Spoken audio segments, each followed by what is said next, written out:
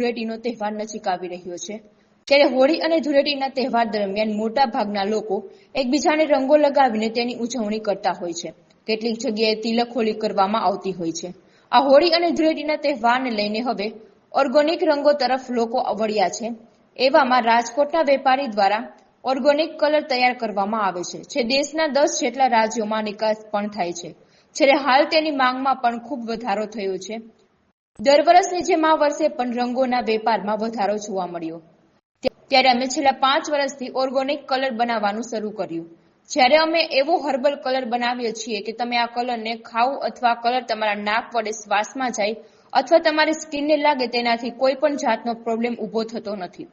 Organic કલરની વાત કરવામાં આવે તો રાજકોટમાંથી દેશના અલગ અલગ 10 જેટલા રાજ્યોમાં ઓર્ગેનિક કલરની નિકાસ કરવામાં આવે છે જેમાં ખાસ કરીને કલકત્તા, ગોવા, મહારાષ્ટ્ર, મધ્યપ્રદેશ, રાજસ્થાન સહિતના રાજ્યોમાં આ કલર મોકલવામાં આવે છે। જ્યારે શ્રીનાથજીની હવેલી ખાતે અમે 2 મહિના અગાઉ જ ઓર્ગેનિક કલર મોકલી આપીએ છીએ। જેમ જેમ લોકોમાં જાગૃતિ આવતી જાય છે તેમ તેમ ઓર્ગેનિક કલરની માંગ પણ હોળી અને ધૂળેટીના તહેવારોમાં વધતી જાય છે। મનુભાઈ અઢિયા રંગવાડા, ભાવેશભાઈ અઢિયા।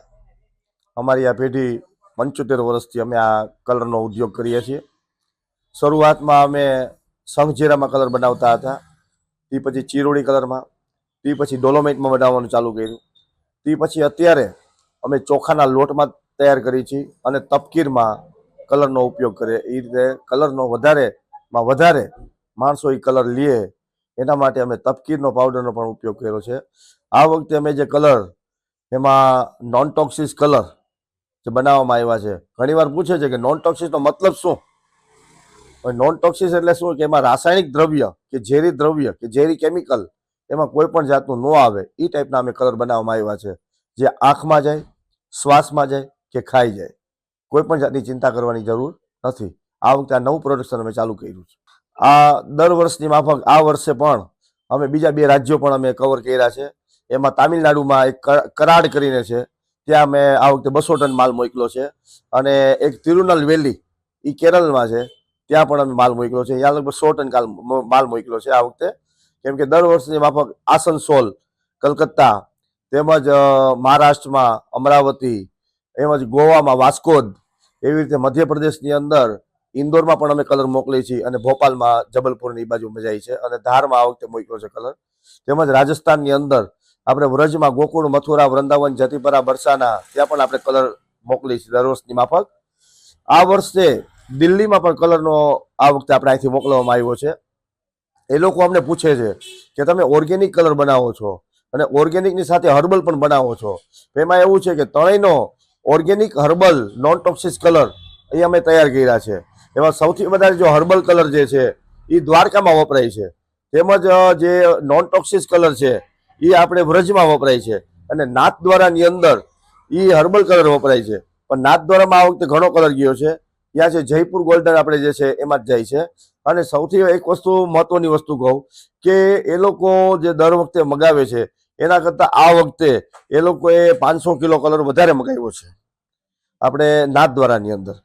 અને તમામ હવેલી તરીકે મેંદરડા, કેશોદ, સિલોદર, પાણખાણ, પીખોડ, ભારસિમરડી, અમરેલી, ધસા, ધારી, સુંદરી, ભવાની, ઘનશ્યામગઢ, રામપર, કોડીનાર, ઉના અને પોરબંદર।